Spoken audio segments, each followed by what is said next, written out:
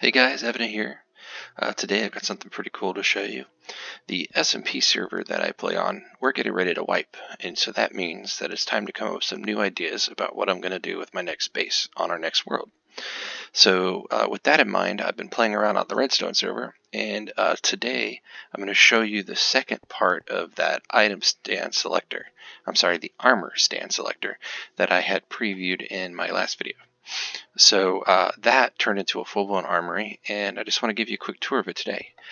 You might notice everything is white. That's pretty much because I don't know how I want this next base to look.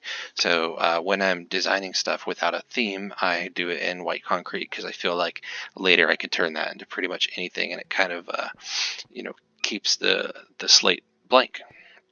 The first thing you can see here is our super secured door.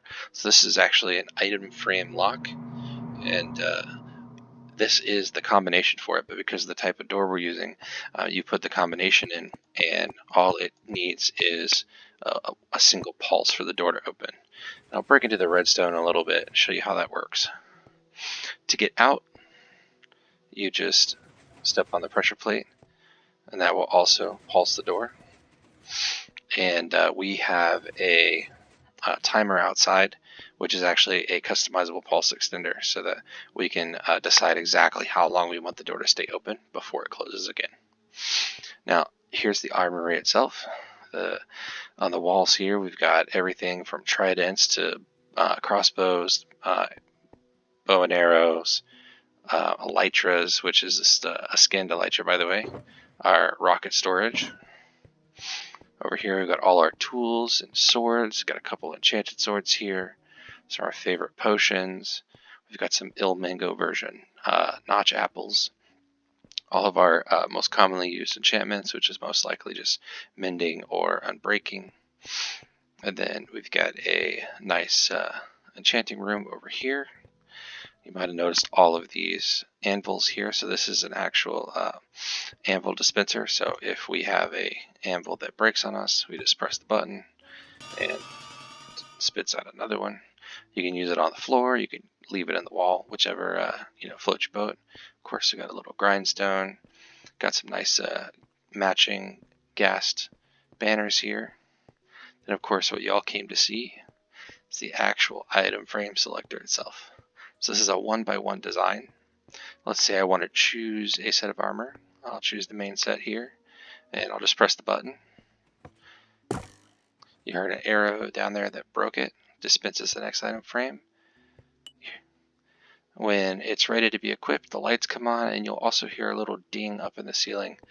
Just happened to be a debug note block that I decided to leave there because it kind of sounded cool how it matched the lights. Before we equip this, I'll show you here. So due to the way that this works, you might notice this is like a smooth white here, and the button disappeared when I pressed it. This is actually a white map, so I took a minute and created a pure white map, and that is on an item frame, and that is sitting right on top of the observer under this button. So over here, we've got dispenser down below, and our item is in a dropper below that dispenser. So you see that I'm not wearing any armor right now, and I'll press the button, and then it equips it.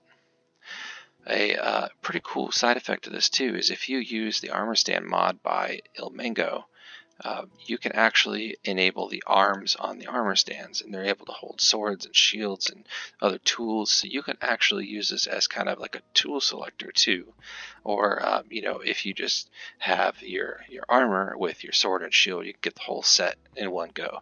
This actually is set up to pulse 6 times, so it works perfect with a full armor set and sword and shield. When you're done with your armor, you just come back to your empty armor stand and you just equip it. Of course, I'm in creative mode right now, so that's why it's not disappearing from my hotbar. Alright, over on the left here, we've got a arrow refill station for the actual braking mechanism. So you might have heard that the arrows fire that actually break the armor stands, and whenever this is empty, you just refill it. Below the carpet here, part of the reason we had to use carpet was because there are these hoppers, and they run along the floor here to make sure every dispenser is full. The actual drop mechanism below here uses a pressure plate to fire that arrow. So the armor stand lands on a pressure plate and activates a dispenser which fires an arrow. Now, I found that sometimes those pressure plates can be a little bit buggy and the armor stands can slide right through the pressure plate and kind of go down into the hopper underneath. And I'm pretty sure that's just due to the nature of hoppers where they sink in a little bit. But a fix for that was I made another dispenser on the right hand side, and by a press of this button, I can hit that, fires an arrow all the way down the line, and it will declog the system for you. So if you're building one of these, just kind of keep that in mind that you need a way to, declog the system if something ever drops down. It doesn't get broken automatically. Once the items break, and let's go outside and actually take a look at the redstone here. We're in creative mode already. Okay.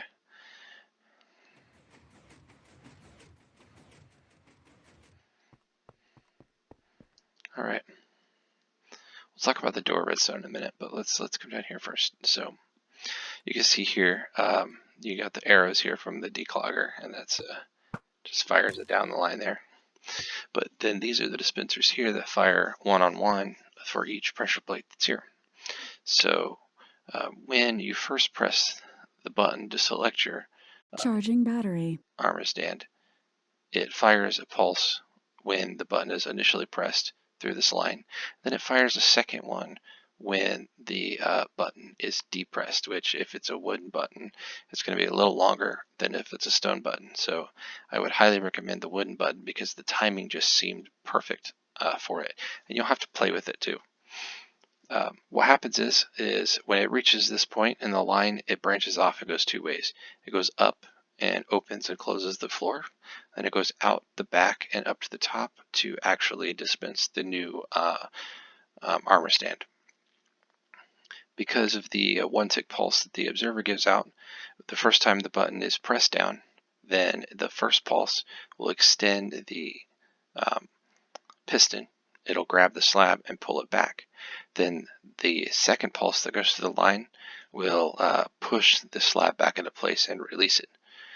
When the slab comes back, the armor stand falls down, lands on the pressure plate, and that fires the arrow into it by using a pressure plate into the repeater. So I can show you that here. So you'll notice that you get two pulses here.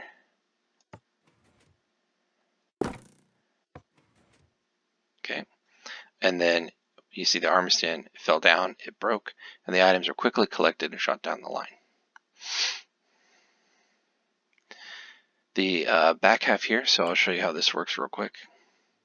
So this at the top, when the pulse gets to the top here, it hits an array of 1x1 T flip-flops.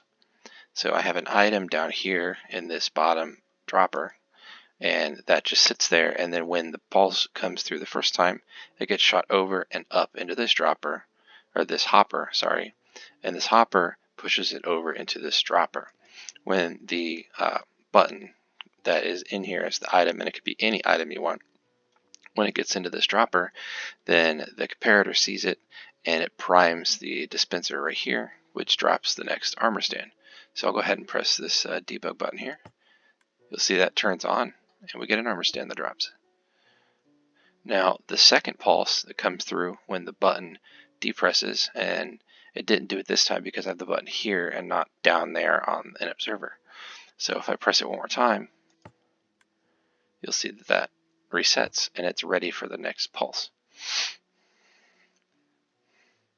Now let's talk about the item collection system here. So when an armor stand drops, it's going to drop on these two lines of hoppers, and that funnels it all down to this side where it's going to hit this first item filter.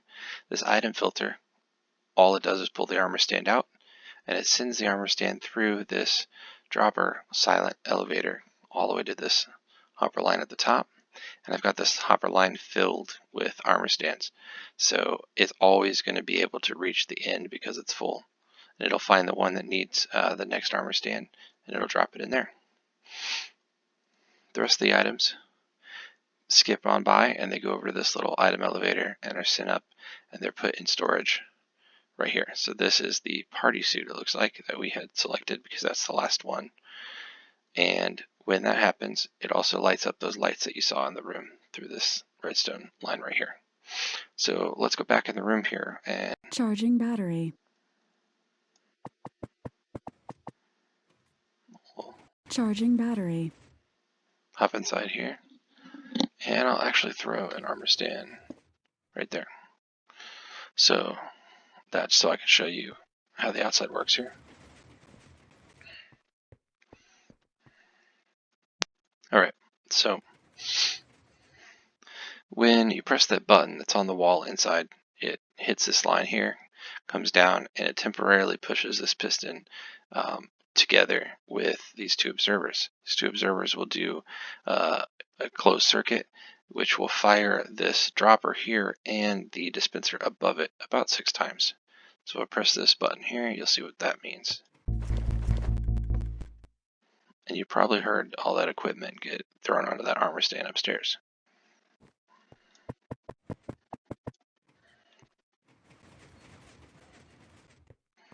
So there we go. That's the party suit. And then that, obviously you can equip that to an armor stand. You normally would just go equip it to yourself. So that's it for the 1x1 dispenser. Last thing I'll show you is this door. So whenever you put in the right combination, or you put in, you step on the floor, it pulses the door. For the combination lock, we've got a very standard item frame combination lock here, where whenever the redstone signal from the comparator reaches the correct block, both outputs are turned off. If you go one past it, it turns on this output because the comparator can see this block is lit up. And if you're one short of it, this redstone torch will light up the lower part of the circuit and then send it on down. So if I come down here, then you'll see we've got a monostable circuit here. So whenever this lights up, it sends a single pulse out. If I move even one past it, the monostable circuit resets. And you can kind of see too how this works. So as I cycle the item around, right now we're on the strong side of the redstone torch, meaning the end piece here is lit up where the comparator is at. And then when I go all the way back around, so that's the strongest signal strength, and I hit it one more time, now it resets, so we're too weak now. And then this one is not lit up, and so this redstone torch has lit back up, and it's just going back around that way. So that fired, that sent a pulse down this line here, and this meets up with the same spot where when you press those pressure plates here, it sends a redstone line around, and they meet up here, and this carries it up to a pulse delay circuit. So this pulse delay circuit, it's pretty cool. It's a compact pulse delay, and what happens is when it receives a redstone signal in this block, it fires an item from this dropper to this dropper. When that happens, it turns off this torch with this comparator, and that torch allows items from here to start flowing into this hopper. When that happens, the observer here sees that this shuts off and it fires, and then this observer sees that it fires, and this redstone here will pulse once, activating this dropper and shooting the item back down. And when that happens, this turns off, which turns back on these torches, sucks the items back from one hopper to the other. And let me go ahead and see if I can get you a button here and show you how that works. Let's see here if we can do that down here. So you see that turned off.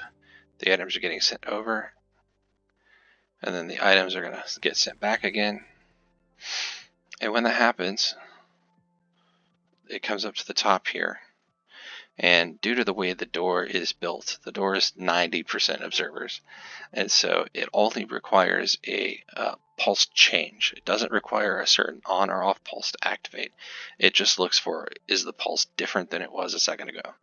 So this redstone here is powered by this line, and when it depowers, then the door opens, and the observer's on the right hand side, and the observer on the left hand side which is looking at this dropper, which tries to fire when this lights up, which is what actually lets both sides see it.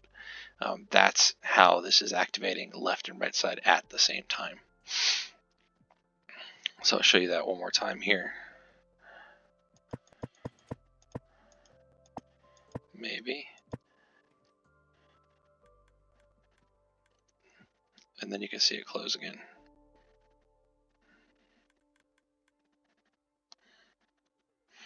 The only last little bit of redstone we got over here is the refill station for the anvil. And when I normally build these, if I'm building this on an external building, I'll just turn this section of it into like a chimney so I can fly up to the top and just drop some anvils down. But if you're doing it underground, you can use as much space as you want. The rule with anvils is you cannot push an anvil, but you can push a falling anvil.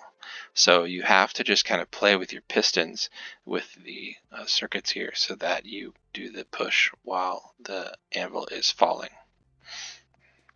So I hope you guys like this, and give me some feedback in the comments. Let me know what would you add to this to make it the perfect armory for you. Is there anything on the inside here that you thought that I missed or didn't show, or that a normal armory would have? Or just give me your general feedback. Also, I'm taking recommendations for the themes of my next base, because I'm going to be making some survival videos as well. And if you guys want to see a certain type of build or theme, I'm totally open to suggestions. Appreciate the comments.